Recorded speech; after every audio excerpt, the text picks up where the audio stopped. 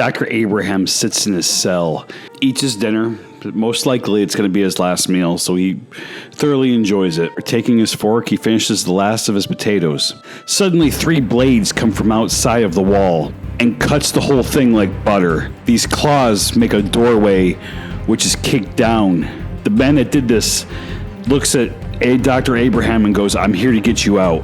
With Dr. Abraham to his back, he uses his claws to slash and impale every single Hydra agent he came in contact with. The amount of bodies that he has accumulated on the way out far surpasses the ones he had to take on the way in. He gets to a helicarrier. On the side it says Stark Technologies. He gets the doctor in. He says, "Strap in, it's going to be a bumpy ride." The rain pours, and all of a sudden there's just gunshots. Wolverine puts himself in front of the doctor, knowing how valuable he is and knowing how indestructible he is. He takes every single bullet and deflects the rest until the helicopter is safely in distance. Dr. Abraham is welcomed by Howard Stark himself. He says, "Welcome to New York. I hope you find your stay here comforting, since there's a tremendous chance I might offer you a job." Dr. Abraham looks down and then suddenly back up. "I helped create the devil.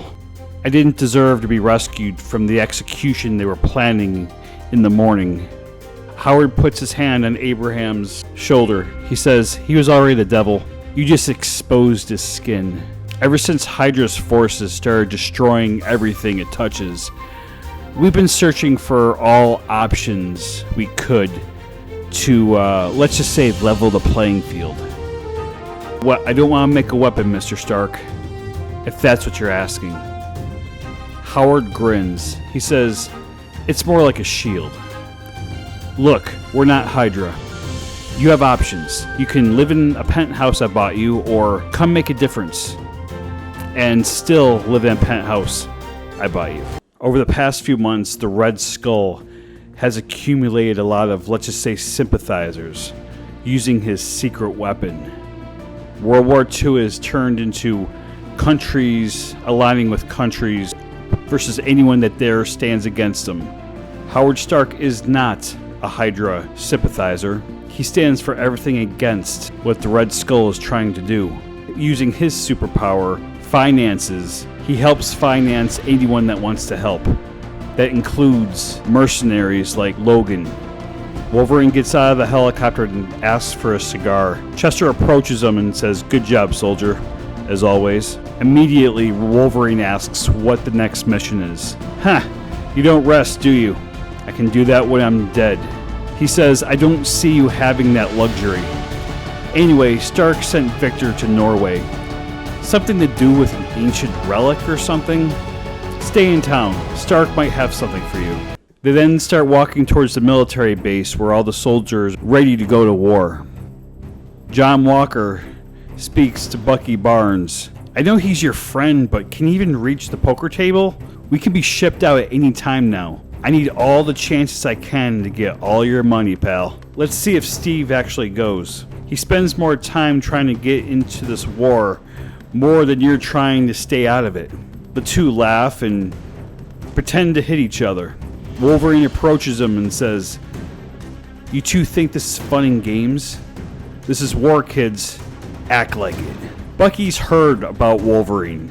He steps back and apologizes. John, on the other hand, not so much. He steps up and says, "Bite me, Grandpa, you freak." John tries to swing, but Wolverine trips him and sends him falling to the ground. Wolverine lights a cigar and says, "We had a guy like you in the Civil War. Didn't catch his name because he was too busy dying when we told him not to go ahead." Bucky gets John up from the ground and he apologizes on his behalf. He says, "Pay no attention to him, sir. He's very sorry." He then invites him to play poker that night. "We can use a 4th man, sir. We would be honored if you can join us." Wolverine nods, grins, and walks away. John brushes the dirt off his coat. He says to Bucky, "Thanks for the backup." Bucky says, "Hey, I just did you a favor." That guy's been on more battlegrounds than we will ever see. Victor Creed breaks into the facility that the Tesseract was being kept. Using brutal force, finds the Tesseract and brings it outside. It's snowing heavily as he gives it to the man known as the Red Skull. Victor Creed, also known as Sabretooth, has sold out. The Red Skull takes the Tesseract and says, "Do you know what this is?" Victor spits and says, "I don't care. I want what's owed to me once the war is over. How do I know I'm on the winning side?" Red Skull then orders one of his henchmen to call a Mr. Shaw. He says, "It's time." Steve Rogers stumbles into the casino and makes his way to the poker table. Wolverine looks at him and says, "You're late, kid." Steve apologizes sincerely and sits down. He says, "I've been trying to get into the military." John grins and says, "You ain't getting in." Wolverine shoots him a look, which shuts him up for a moment. Wolverine looks at him. He's just a scrawny kid. He asks him a question. He goes, "What makes you think you can live through a war like this?" Without hesitation, Steve says, "I don't, sir, but I owe this country to try." Wolverine grins. He says, "You're crazy, kid." I get a lot of that. A couple hours go by, and Wolverine is actually intrigued by this young man. Here's someone that's ready to lay down his life for his country. He respected that. After a few shots of whiskey, he turns to Steve and says, "You can tell a lot by a man on how he plays poker. You don't have a poker face. You don't care if you win or lose. Just like you don't care if you live or die."